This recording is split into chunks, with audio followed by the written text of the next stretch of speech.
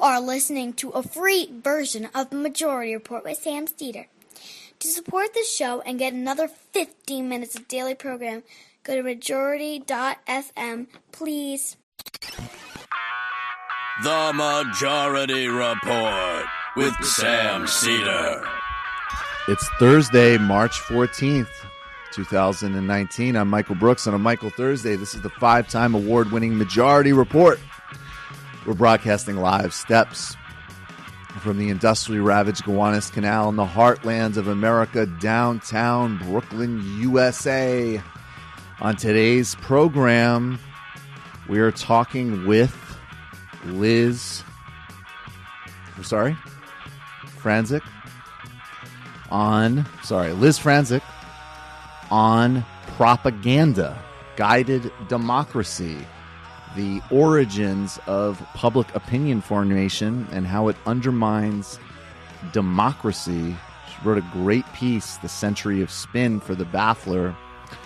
Senate breaks with Donald Trump's support for the Saudi-led mass murder atrocities in Yemen, thanks to the efforts of Bernie Sanders, Chris Murphy. We'll go into detail on that.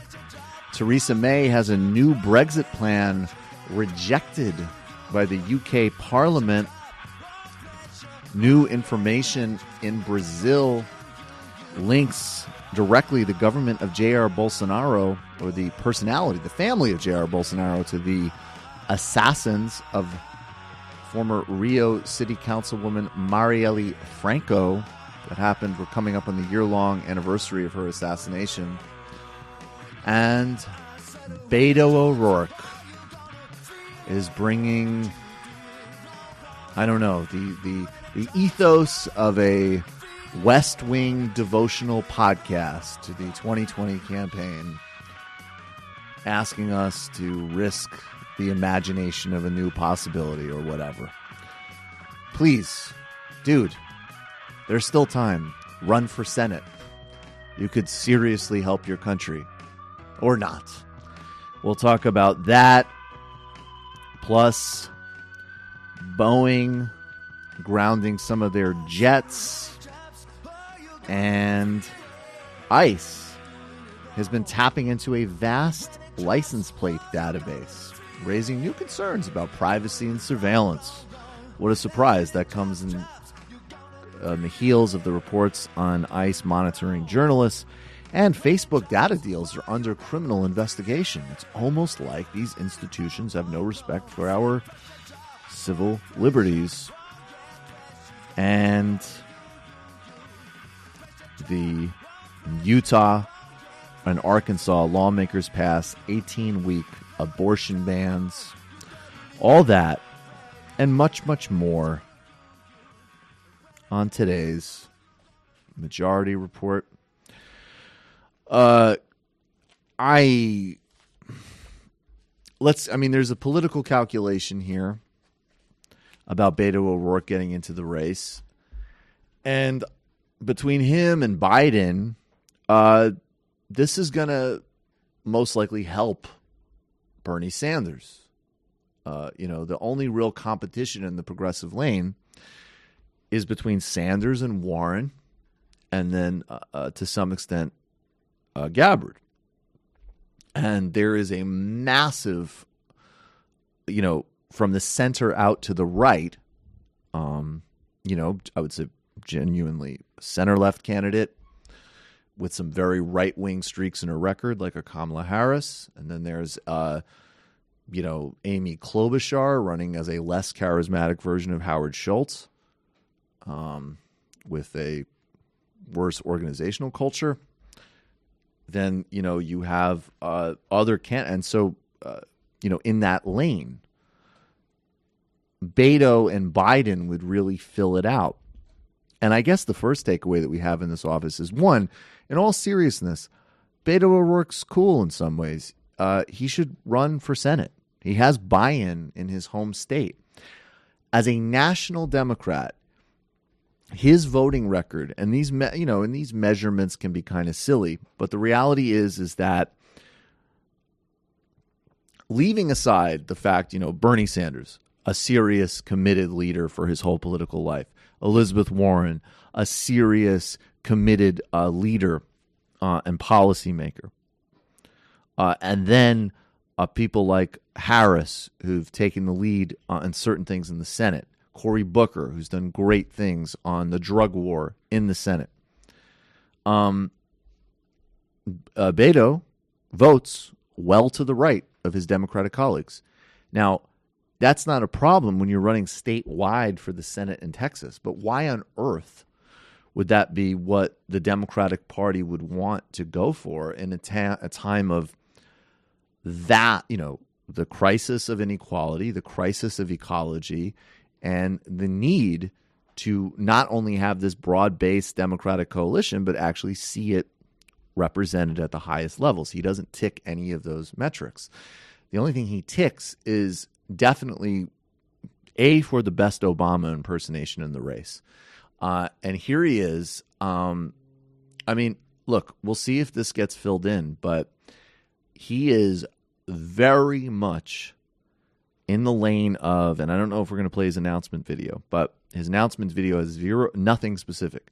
And one could come away thinking, whoa, he's talking about universal health care. He's talking about reparations. He's talking about immigration. He's talking about ending war. There's nothing in it. And this isolated clip, whoa, boy. It's as Matt, what did you say after you saw this clip about the soundtrack? Oh, it's like you can hear the sort of swelling inspirational music they're going to put in the ad underneath it when they use it for media later. Right. But these challenges, I am absolutely convinced, will bring out the absolute best in every single one of us. And we have something that almost no other country in the world has. We have the single greatest mechanism to call forth the genius of our fellow human beings. This democracy, more than 320 million people strong, can bring the ingenuity, the creativity, the resolve of an entire country. And each one of these challenges can and will be met. But the foundational challenge to get all of this done is to fix our democracy. Only when it works, and only when each one of us can work within it, will we be able to meet these threats. And so this setting right now, the very first event of our campaign for president, is an example not only of the way that I wish to campaign across this country for every single American, and I could care less your party persuasion, your religion, anything other than the fact that right now we are all Americans and we are all human beings, and we do everything within our power for one another, for this great country, and for every generation that follows. I don't think so. So, he's not going to cut in to Bernie Sanders' vote share. Some early polls might show that, but there's a very basic distinction at work here. If you honestly believe, and I understand, I agree, I've been saying it for a long time, Bernie Sanders definitely has a certain type of grandpa charisma. And like all politics today, there's unhealthy personality cults that can form in pockets around any candidate, and we should, try to disrupt that wherever we find it. In fact, most especially amongst candidates we support.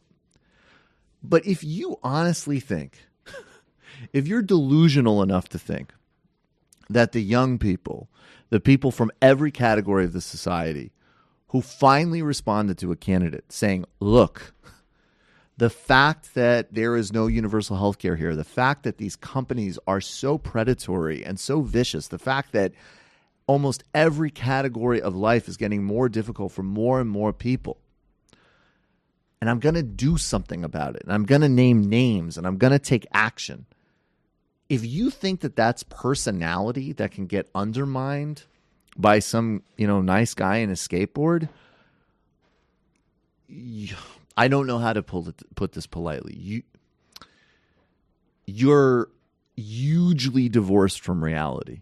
If you think that Bernie Sanders came out and gave that speech and so and that's why it's a democracy, and here's more pablum, and here's other vague points, and here's things that actually in some ways borderline offensively erase a huge amount of American history because it hasn't been a real democracy in actually ever, if we go back from the disenfranchisement of women to American apartheid to even today, the Princeton studies saying that this country is actually functionally an oligarchy.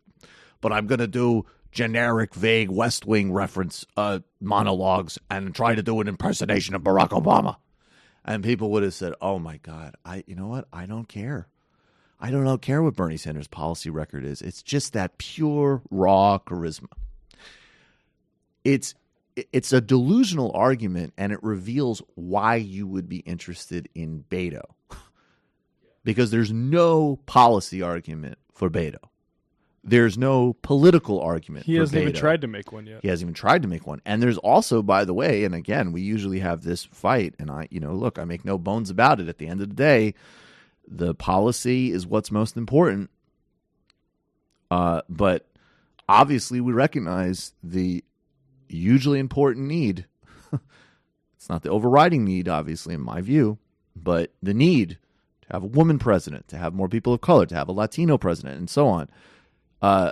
He doesn't bring, I get that he's impersonating Obama, but he certainly does not bring that to the table. He is literally a rich white guy.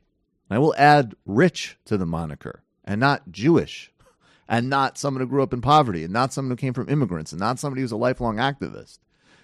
He's a nice suburban dad whose wife is totally loaded from real estate investments, who has a unusually right-wing voting record for a Democrat in Congress. And by the way, his district he represents is a Democratic district. So it's not because it's a Texas swing. And he's also Bernie Sanders. Oh, my God, he's an independent. He's an independent.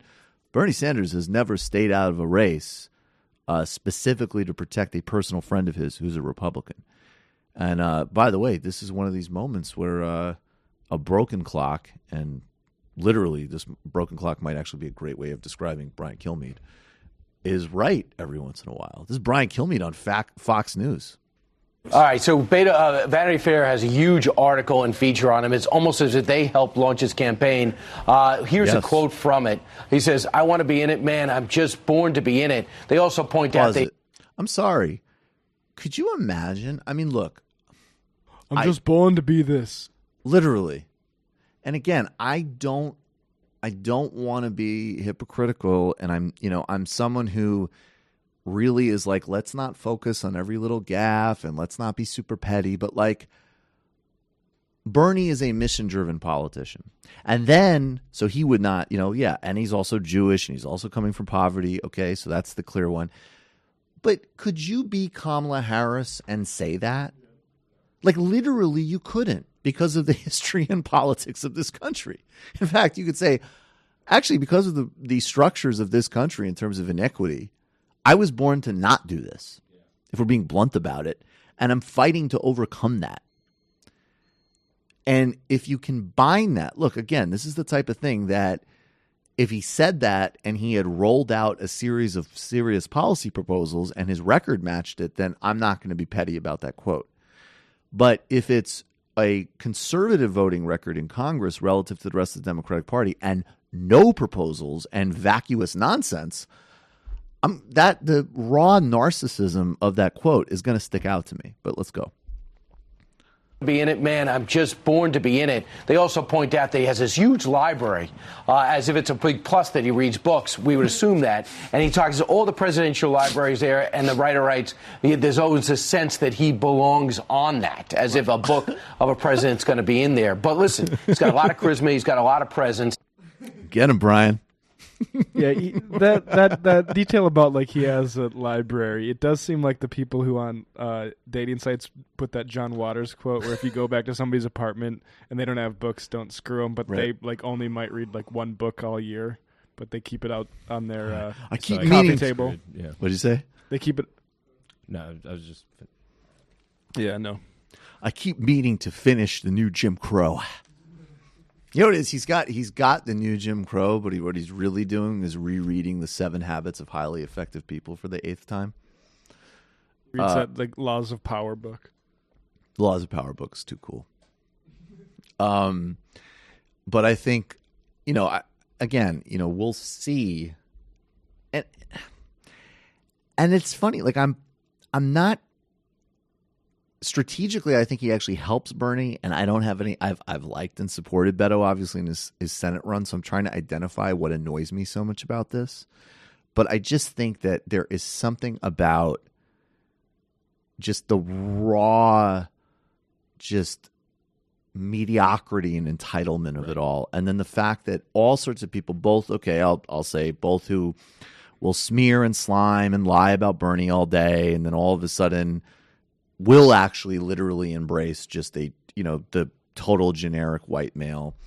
And then also combined with just the fact that the much more important point, which is like, guys, like this is in fact a really serious time, like a really serious time. And my argument for making a structural change in this campaign and our policy has never hinged on only Bernie can beat Trump. I think it's a ludicrous argument. And a lot will change in a year. And God forbid we might be in a situation where Trump's super formidable. I don't really see it. I think what's most likely is I think basically everybody, and I mean this honestly, maybe Amy Klobuchar, I'm not really sure about her, but I think pretty much any of these candidates could defeat Donald Trump. Sanders, Warren, Harris, Booker, Biden. I really do. So my argument does not hinge on that. But my argument actually hinges on a longer view, which is that, okay, we've stopped the emergency. We've got rid of this buffoon, disgusting, grotesque jackass as president. But what's next, guys? Like, the global crisis we're in does not just hinge on a few disgusting personalities. There is a reason why from Brazil to India, to Russia, to Hungary, to the United States, to the Philippines, to Israel, to, I would actually just include the UK straight up. There is a authoritarian leaning, if not overtly fully so, unbelievably xenophobic, far right to fascist politics. And I don't know all the answers, but I know that some of the answer is going to have to come from some form of like real serious cultural and moral, but also economic and strategic answer to this. So, the year's 2022 and all of the trend lines are still bad. Maybe there's been some decent reforms put in place, but Beto O'Rourke is not doing anything structural for the economy. He's not doing anything structural on climate. And I'm not going to give you some vague, I'm not going to say like, what about the next Trump? Maybe worse. I don't know. There might not be anybody who's as bad as Trump. But even just the gridlock of insufficient and counterproductive neoliberalism with a party, or Republicans will still exist as a party. It will still be a oligarch white supremacy unity party. I don't know how much longer that dynamic is hugely destructive and incapable of dealing with the horizon of things like climate. So I just find, this whole, really? We haven't moved beyond this? We already had the guy who did. Barack Obama is the best politician of not only his generation, but probably modern American history. And there was a time in some ways, and I make this argument to my leftist friends all the time, you cannot discount the unbelievable cultural and leadership qualities of President Obama and what he did, just even having him there in office. And then, again, I won't lie and cover for the profoundly insufficient and bad policies with regards to Wall Street or drones for that matter, as well as giving credit for where he did move the ball forward. But, we did that.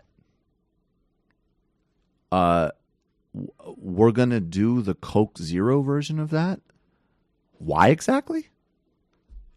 Anybody, if you get into an argument with somebody who's a Beto supporter and they're not, you don't want to bring up Bernie, why would you support Beto and not Buttigieg? Buttigieg's way better than, if you're talking about young white guys.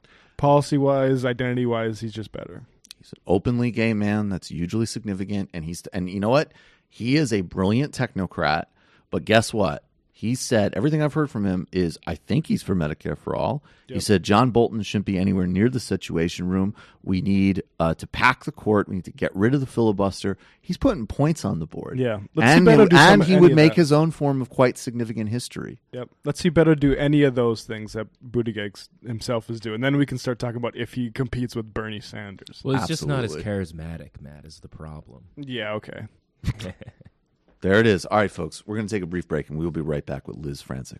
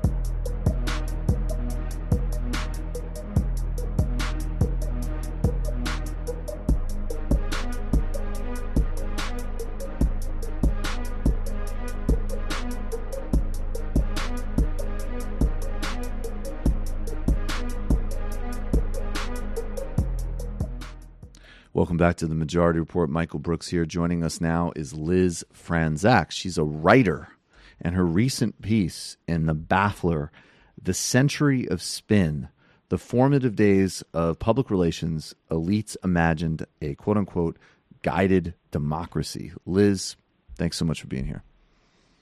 Thank you. Oh, Liz, my bad. Thanks so much for being here. You're here now. Oh, thank you so much. So, Liz, can you start by talking about the tale of Atal Gawande and his recent joining of Amazon, but his role as a public intellectual and the sort of branding of conscience or branding of credibility as a way to kind of open up this conversation? Yeah, so it was very interesting. I when I was doing some research for this piece, I came across a PR story about Atul Gawande, who I had known. He's published several New York Times bestselling books. He's a staff writer at The New Yorker. He's a doctor and a professor at Harvard Medical School, where he's been on Oprah. I mean, he's very, very, very popular, as well as a pretty vigorous defender of the Affordable Care Act. And I saw that he had been recently appointed to a new position, I believe it's CEO at Amazon's very secretive and I believe still unnamed healthcare venture. Mm-hmm. And it's unclear exactly what Amazon is interested in, but the healthcare marketplace is a huge marketplace, as you could imagine, not just within the insurance market, but also medical devices, hospitals, administration. I mean, the list goes on. It's a massive part of our economy. And so Bezos had recently joined with not just JP Morgan Chase, but also Berkshire Hathaway in this joint venture. And so I found it very interesting that they would appoint not just a Harvard professor, a CEO, of which, it's a bit of an interesting sort of lateral horizontal move, right? Right. But also someone who had such a, highly respected and intellectual and quite liberal reputation within the sort of, intellectual discourse, particularly around the role of the government in healthcare, right? Regarding debates around the ACA. And so, it's a sort of an interesting move. And, I write in the piece that you kind of call this usually like a public relations coup, right? Because it's such a hire. But I think it tells us a lot about the ways in which these, new monopolistic and rising monopolistic companies like Amazon sort of position themselves not just as companies that sell goods, but as companies that actually have a rightful place within our democracy. And then you link this to a great document. I really enjoyed this, Adam Curtis's documentary on the century of the self. And when you point out, I like how you say every social media frenemy Kanye West tweeted out, and this is the tweet. This is actually Kanye. Actually, this is one of his tweets that's more like his old producing, and the fact that it's good, unlike some of his other tweets, which are more like his new records. But that's another conversation. It's 4 hours long, but you'll get the gist in the first 20 minutes. He wrote, basically, Sigmund Freud's nephew, Edward Bernays, capitalized off of his uncle's philosophies and created modern-day consumerism. I think that actually is a pretty good description of at least some of the story Adam Curtis is telling in Century of the Self. First of all, I mean, who was Edward Bernays, and is that actually true? Is the story a lot more complicated than that? I do think it's true, yes. Yeah. I think that, yes, I love that documentary. I love all of Adam Curtis's films. Highly recommend all his films. Definitely. Just a great film essayist. But I do think it's funny that, Kanye in that tweet, which you do point out, I think it is a good tweet, that he focuses on modern-day consumerism. And that was something I kind of wanted to pinpoint. And I do think that the popular narrative around Edward Bernays, who I'll get to in a second, is that, what he was sort of pioneering was a way to sell commercial goods, famously certain tobacco products and Coca-Cola, and that it kind of, spurned this kind of Mad Men style advertising bonanza that shaped a lot of the 20th century. And I think that's true, but I don't think that it's the whole story. And that's kind of what I wanted to do, is sort of shade it a little bit. So, Kanye and Adam Curtis, and also, of course, Noam Chomsky and Stuart Ewan, are completely correct in their positioning of Edward Bernays. He was Freud's nephew, famously, and wanted to sort of, in his mind, popularize Freud for the Americans, in the American popular imagination. But when I was sort of looking into him and looking into sort of what was percolating at the time that Bernays was writing his, treatises on public relations, what I found is that, public relations itself and what Bernays was advocating was really emanating out of what would come to be a much larger ideological project. And, neoliberalism has become such a catch-all phrase for so many things. Right. And a lot of people like to dismiss it as, that's either it's not a thing or it's like a slur, which I think is funny, or, all these sorts of hand-waving away. But it was, at the time that Bernays was writing, and there were others as well that were looking at, basically in the interwar years, what they saw as emerging threats to liberal democracy. And that was both the rising threats of social democracy, socialism, communism, and on the other side of that, fascism, right? Mm-hmm, mm-hmm. And in both of these projects, what they saw was, democratic social planning, state-managed economies had to be, by definition, socially engineered, which meant that they had to supplant, particularly in the social democratic case, free capital markets, and which means personal liberty in their formulation, right? Right. So this was sort of an... Yeah, no, go ahead. Sorry. Go ahead. No, go ahead. Yeah. This was like an Yeah. No, you go. You have something. Please finish. Okay. Yeah.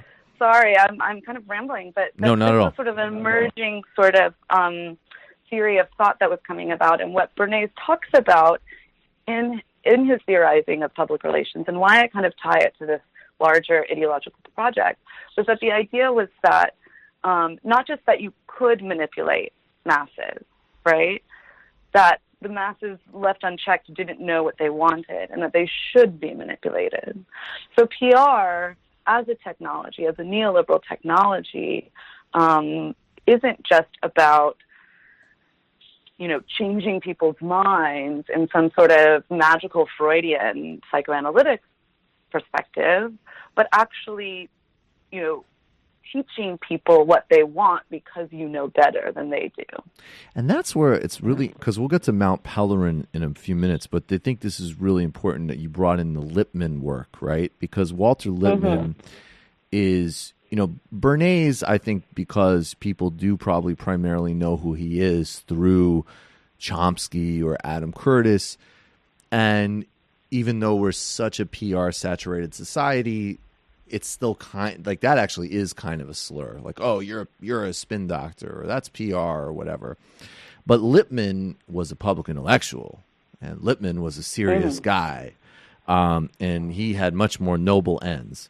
However, as you point out, in 1922, Public Opinion, which is his most famous work, was really a precursor to Bernays' own writings on public relations, and it's obviously Lippmann's concerns and orientations are different. They're less kind of commercial and crass, but they reflect that kind of elite preoccupation of, okay, there's gonna be a democracy, I guess. Like, we don't want to have a fascist totalitarian society, but we also certainly don't want labor unions to run this country, or people to actually be democratized. They need to be guided. And maybe that is where the kind of guided terminology comes from. Is that right? Yes.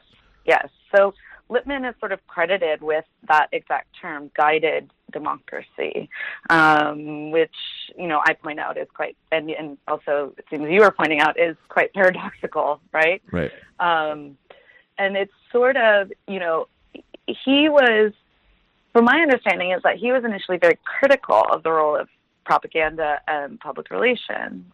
But also, like you say,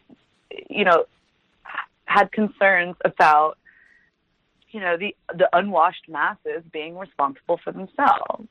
And this is that sort of elite, this is where that kind of elite managerial technocratic view of liberal democracy comes from. That, again, as Lippmann says, statesmanship consists in giving the people not what they want, but what they will learn to want.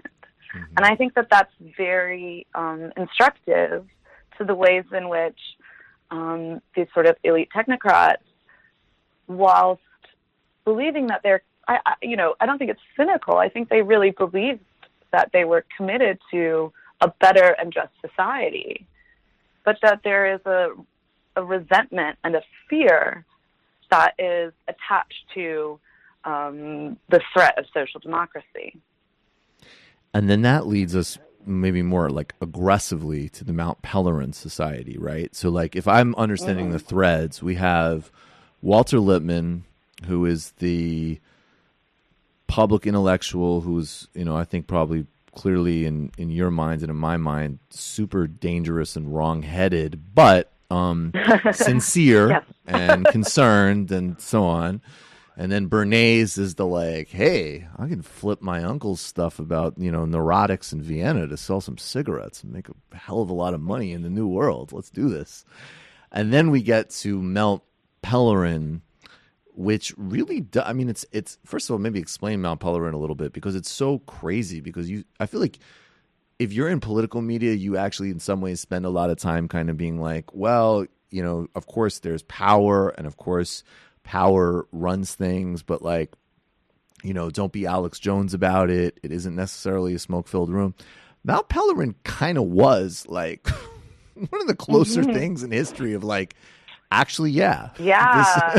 Like a smoke-filled Swiss Alps resort, you know? That's right. So what was it, and what did they do, and how does it fit into the story? Yeah. So, well, Mount Pelerin, so that was in 1947. And that was a meeting that came about almost a decade after the initial meeting, which was the colloque Walter Lippmann. That was actually the name of it, in Paris. Mm-hmm. So in 1938, just to continue the thread as you were laying out. So in 1938, you have the meeting in Paris, which inspired by Lippmann's inquiry into the principles of the good society, in which he makes a pretty strong critique of New Deal statism, right? Mm-hmm. And so you've got Lippmann there, and also the classical liberal and libertarian economists and philosophers of the time. So Michael Polanyi, Rupke, Rousseau, von Mises, but also very, very crucially, Friedrich von Hayek. Mm-hmm. And here, this is actually quite literally where the term neoliberalism is coined, not at Mount Pelerin, but in 1938 in Paris. And it's here where they start discussing how, you know, it's kind of funny when you think about it, but classical liberalism had kind of gone out of fashion during the interwar years because it was completely and wholly incapable of dealing with, you know, the economic collapse that had faced the country, as well as the World War I, right? Right. And so they're trying to refashion a new sort of way of looking at it, or kind of a rebranding, if you want. And then, so here they coin this new term in this new project. And then about a decade later, some of those same people, as well as other bigger names that you might recall, such as Milton Friedman, meet now under the direction of Hayek in Mont Pelerin. And this is where, I mean, it's quite I think it's about 40 or so intellectuals. I mean, it's a huge, huge meeting. And here, you know, this is where Hayek starts really to start formulating a lot of his ideas. And he, you know, I think Corey Robin had a piece recently, I think it was in the Boston Review, that's quite good, about Hayek's singular vision. And the neoliberals were they didn't like the idea of there being a single architect, funny enough. They liked the idea of their ideology being so diffused and so, you know, there's no one single person to point to, that it sort of just had this sort of natural feeling to it as it spread everywhere. But Hayek really is, I mean, his vision is total, I think, in a way that, you know, only a handful of philosophers can maybe make claim to. But so, yeah, go. No, go ahead. No, but just that you're right that Mount Pelerin, you know, is a really singular event, and that what it led to was basically, you know, the idea that, like I said, there wasn't a single architect, but that there would be a generational commitment across the globe to, you know, what would become, you know, the sort of neoliberal attack primarily in economics, but also within academics, political science, education, particularly in the American sense, and also within social democracy in Western Europe. And also how it would filter in this way that, like, sure, on one hand, you know, neoliberalism's overused, and it's both because some people who are, you know, whatever, they misuse it or they throw it around too much, and then other people like Jonathan Chait want to kind of be dunces and pretend that it doesn't exist, right? And then there's but there is the way in which part of the reason it's used so much is because it is an all-consuming ideology. It has been the hegemonic ideology of our time, and it does not only set macroeconomic policy, but even when, as an example, someone like a great theorist like Mark Fisher was self-critiquing the left, or, in terms of subcultures or political parties even, he could document and show the way that this ideology had seeped in and was creating practices and ideas even in the areas where people thought they were resisting it. So it is really this all-consuming thing. And I think that we're going to get to the unguided plutocracy in a minute, but I want to put it in relation to Quinn Slobodian's book, where, and I'm forgetting the name of it, unfortunately, but Matt was... Globalist? Global. Yeah, I think. Yeah, so it's right? Totally. Thank you. So he basically documents that first, that yes, these people that you've been talking about did have a global project, and the problem with it in the popular discourse, though, is that it wasn't the effort. It wasn't like, oh, we're the guys who are responding to social democracy and Keynesianism and so on, or even communism, by saying, let the market be free, let's deregulate, let's be less bureaucratic. That even people who've critiqued them have ceded that ground to them. And actually, that's totally wrong. Their project was tremendously bureaucratic and tremendously governmental. It just was in a way that favored the interests, frankly, of the wealthy and landowners and corporate interests versus the sort of beginning steps of social democracy, of democratic mechanisms favoring workers, as an example. And I feel like what your piece is doing is not only showing that, but also showing the cultural dimension of it, which is getting this broad-based buy-in to an ideology. Mm-hmm. Yeah. Is that a right way to think of it? I think Wendy Brown, the political theorist, she's done some great work sort of explicating how neoliberalism isn't just an economic theory, like you say, or isn't just its domain. It's not just limited to those domains. That actually, it was sort of a larger rationality, right? Mm-hmm. When we say ideology or rationality, but that also demanded kind of a new conception of the self, right? And this is where it gets very dangerous. And you see it where she talks about, that it economizes, neoliberalism economizes every aspect of our life.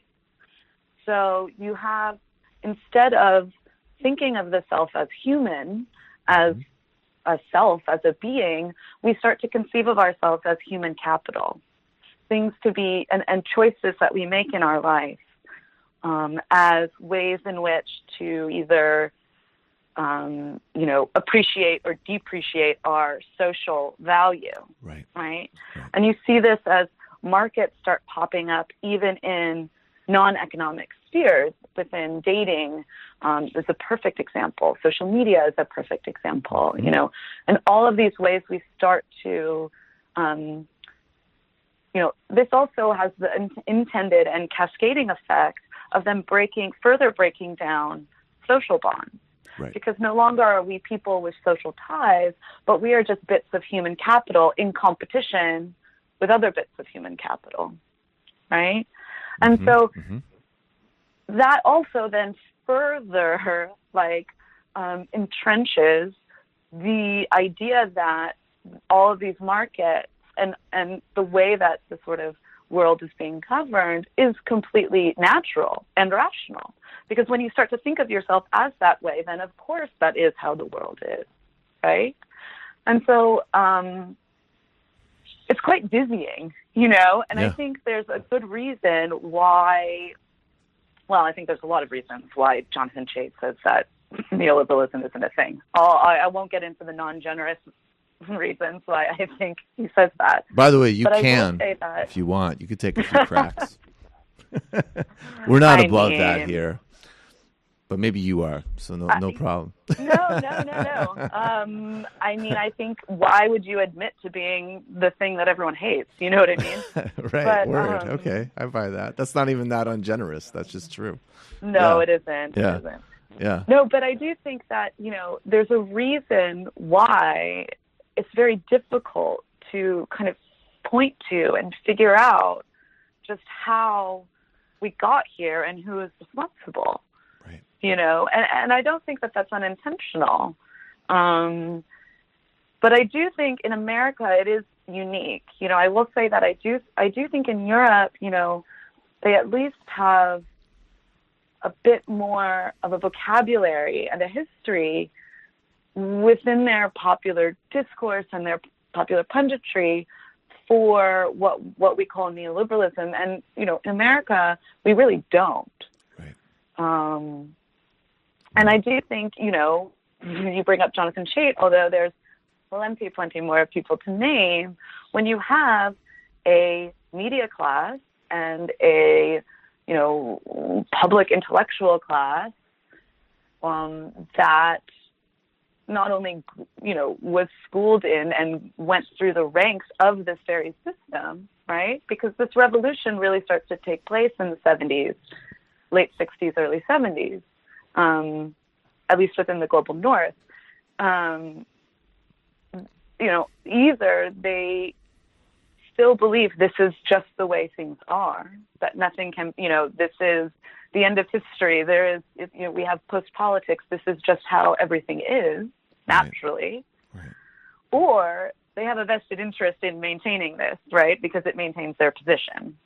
So you've got kind of both things happening, as I think you mentioned, and as also, that book Globalists really lays out clearly. Totally. And then it's interesting because I do think of like a great essay like Exiting the Vampire Castle, where it's sort of like first these markets can get replicated in subcultures that actually undermine solidarity and broader efforts. And of course there's all sorts of complications there, but it is like a real factor that Fisher identified. And then also these mainstream, this is like the kind of like pseudo woke politics where it's like, okay, maybe we can absorb, and it is particularly people, well, actually, Chait, to his credit, has not upgraded his racial understanding of this country at all. So in a way, he's maintained like a weird consistency, including in like not pretending to be woke. But, like there are, you definitely, I mean, David Brooks, he wasn't known for like particularly inflammatory writing, but this guy literally came up through like the Weekly Standard ranks. This is not someone with any type of, documented sophistication or nuance about race at all. Well, now all of a sudden he sports reparations. And on one hand, it's like, okay, that's a great cultural step that a conservative in the New York Times would grapple with that. But then it's also like, there should be psychic restitution, not material ones. Okay, I see how this works. You can definitely still operate in your same logic, even as you upgrade the context around it. And that's how pernicious it is. Yes, definitely. What is unguided plutocracy in the last couple of minutes? Good question. So what's been interesting is that now that we've kind of laid all of this out, our society does not look like anything that the neoliberals actually envisaged, right? Because they didn't want chaos, and they didn't want, they certainly didn't want Donald Trump to be president. The vision for sort of lean, lean states that secured private liberty whilst maintaining, calm global markets, that is not what our actually existing society looks like, right? Quite the opposite, as we've got not just what's happening in America, but also, the rise of the far right all throughout Western, Central, and Eastern Europe, as well as in Central America with Bolsonaro.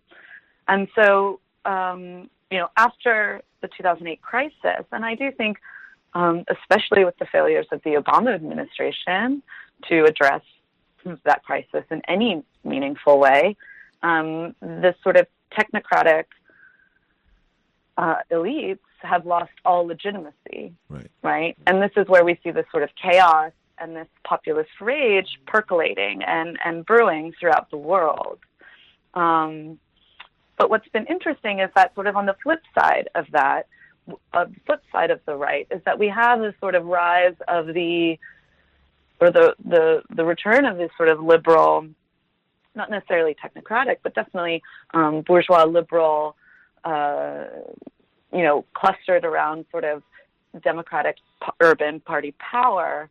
And they have run not into democracy, not trying to envisage a new society or a better society, but into the arms of the companies like Amazon and Google and Facebook. Right. And as these companies continue to and this is where I sort of tie it to Mr. Gawande, or Dr. Gawande, in that, the corporations play into the hands of this. If we've got Donald Trump in the White House and, dismantling the American regulatory system and finishing off in a lot of ways a lot of what the neoliberal project initially was in terms of complete and total privatization, then you've got, on the flip side, liberals running into new emerging governance structures from privatized companies. That's that unbelievably stupid and horrible SNL sketch. And I say this like every other friggin', of course I don't like SNL. I almost wish I could say I like SNL to play against type, to be honest with you. But there was that sketch that really did stand out with Steve Carell, where the whole premise is, here's Jeff Bezos trolling Donald Trump, and we're laughing with Jeff Bezos at Donald Trump. And it's incredible, the shrinkage. Like, there's no, again, don't write the sketches for the politics, but the ideology of that show just distilling that, like, there isn't a movement in this country that's saying, Amazon is a fundamental threat to supply chains, democracy. People are trying to kill themselves all over the country at these warehouses. And Donald Trump is a totalitarian racist, fulfilling, all of these. So maybe comedy or rebelliousness just in general maybe should object to both of those. But the whole sketch is just like, Amazon is cool. I watch cool shows on Amazon Prime. Donald Trump's a jerk, but Jeff Bezos is going to win because he's smarter. That really is the distillation of the whole corruption and failure you're talking about. Yeah, and I think, so much of it comes down to Donald Trump is so personally disgusting, or, it's just aesthetics that they find so disgusting because,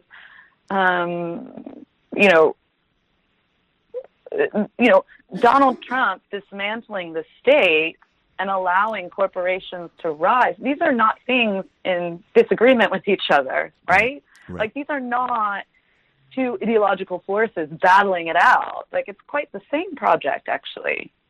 And so it's really dangerous, I think, and really needs to be pushed back on this idea that there are good corporate overlords or that these CEOs have anything to do with our best interest. It's horrifying, actually. And I think, Amazon is a good example, but also Facebook. Totally. It was recently, I don't know if you saw recently, they just announced this pivot to private. Have you seen that? And the criminal probe that's opening against them around their data practices. Yeah. Well, it's interesting, this pivot to private. A lot of people I saw really applauding it. And, Zuckerberg is learning and he's responding not just to consumers, but citizens and their concerns about democracy and whatever, right? How naive can people be? I'm sorry. Go ahead. Well, it's not just naive. Yeah. I think, you really have to take a step back, and look at what is, what are these structures of production actually, right? And I think what you see is first of all, private does not mean privacy. Right? So what does private mean? Okay, well, Facebook's entire structure is around extracting data, right, and hoarding data. So private interactions, if you're having more private interactions, then you're possibly having more meaningful interactions, right? Mm-hmm. And if you're having more meaningful interactions, then Facebook is able to extract more meaningful data. Right. And so this isn't a move or a pivot away from their initial, business practice.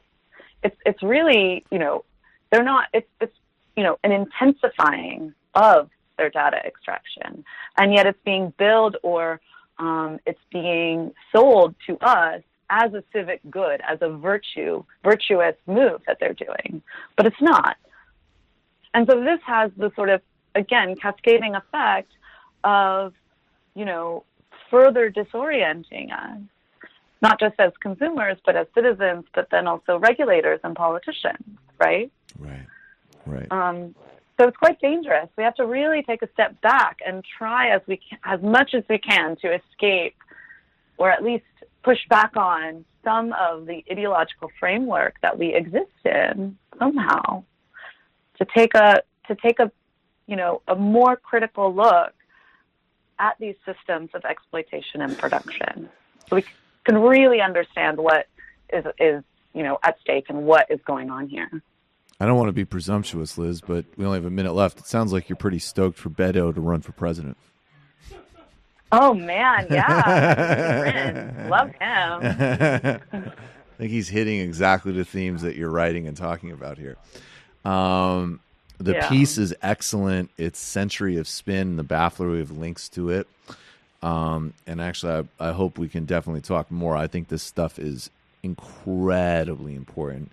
And you do a great job laying it out. Liz Franczak, thank you so much for joining us. Thank you so much. Appreciate it. Thanks. All right, folks. Seriously, read the piece. And if you haven't, watch Century of the Self. It really is a great documentary. I'm pretty sure it's available on YouTube or online somewhere else. As of at least, that's how I watched it too. So unless anything has changed, you can watch the whole thing on YouTube.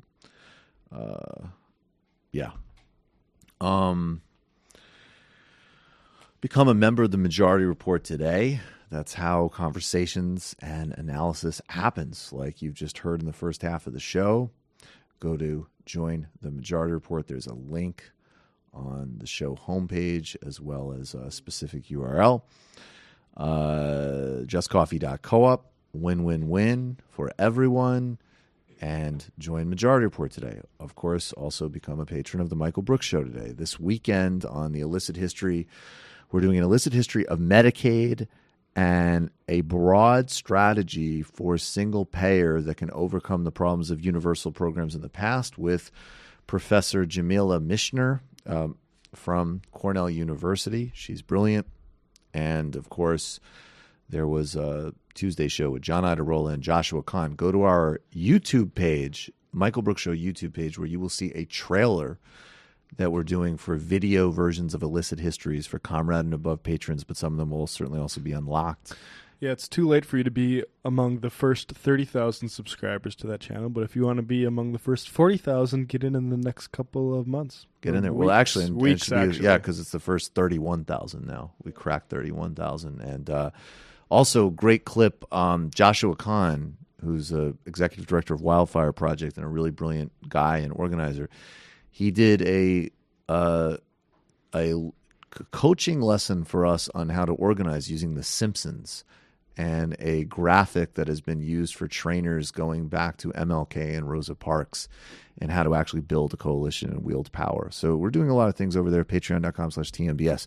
Matt, and of course, get your tickets to the LA live show, April 20th, Bootleg Theatre with Ana Kasparian, all of the TMBS team, Big Wosny Lambre, and Nando, Vila. It's going to be an incredible show. There's a link on the Majority Report homepage, and we're about halfway sold out with still several weeks out. So get your tickets today. Matt? Yeah, on the Literary Hangover YouTube channel, as of a few hours ago, the Wakefield episode is up there, so you can check that out. This weekend, we're talking about King Philip's War, and in case you're wondering, I'm Team King Philip. And I'm interested as to why. Because, I mean, are you familiar with King Philip's War? I know nothing about It's this. interesting because, like, a lot of this, I'm learning a lot of Massachusetts and sort of New England history through all this stuff. And King Philip's War was basically, like, I think it's 40 years after the Pequot War, where basically the colonists just decided... Pequot genocide. Yeah, genocide. Right. King Philip's like, hey, if we don't do something about these colonists, we're not going to have any land. They're basically just surrounding us with new settlements. So they decided to, at that time, they had guns by this point. The embargo against selling Native Americans guns just didn't work. And Native Americans were better at using guns than settlers were because they hunted and Right. settlers farmed. Right. And so for a while it looked like the colonists were going to get pushed off the continent, but eventually they were able to. The colonists did win the war. But going to Mary Rowlandson's captivity, it's sort of the first American bestseller. She got captured by Native Americans, by King Philip's people, and actually she became like part of for the 11 weeks she was gone, become part of the economy by sewing, and basically they incorporate her into the economy. That's fascinating. Yeah, it's an interesting story. So we go deep into that. So look forward to that this weekend. All right, folks. Calls and IMs are open. We'll see you in the fun half. So we take one. La poupée qu'il fait non. Fuck off.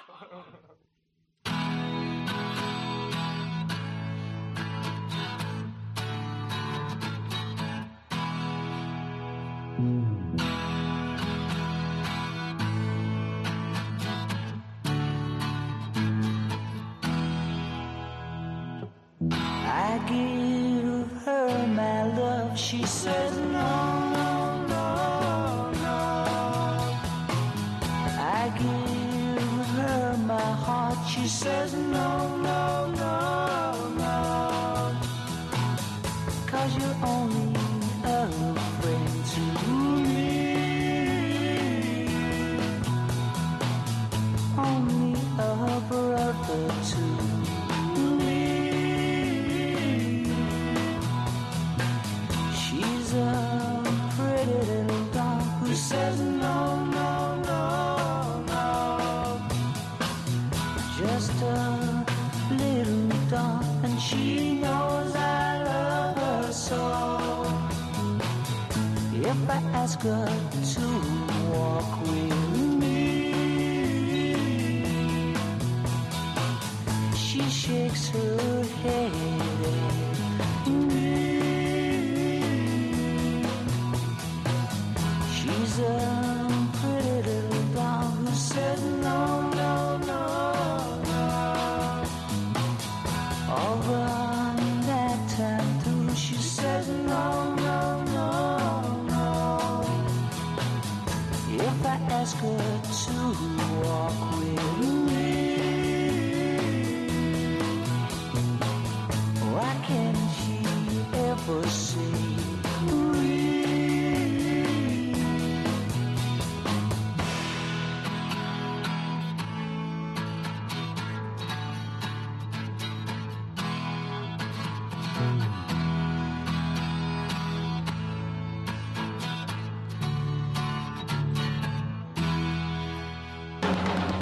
she says you're only a friend to me, only a brother to me. She's a pretty little dog, she says no, no, no, no. All but that time through she says no, no, no, no. If I ask her to walk with me, I know she'll never say we. She'll say no,